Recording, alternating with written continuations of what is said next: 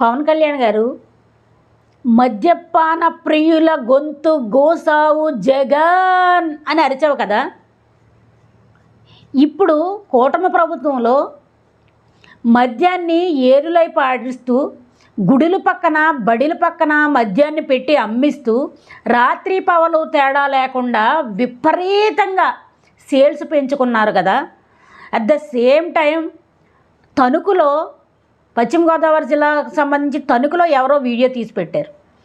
Bottle దగ్గర 20 రూపాయల commission తీసుకుంటున్నారు. ఎందుకు అని క్వశ్చన్ చేస్తే మాకు తెలీదు, ఆర్డర్స్ అంతే ఇవ్వాలంతే అని.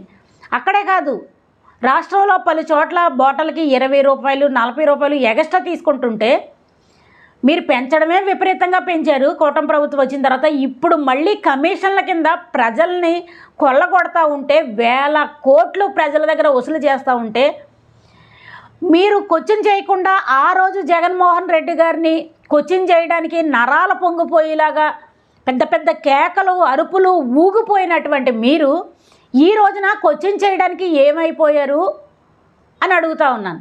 అసలు మీకు తెలుస్తుందా రాష్ట్రంలో ఏం జరుగుతుందో అని అడుగుతా ఉన్నాను.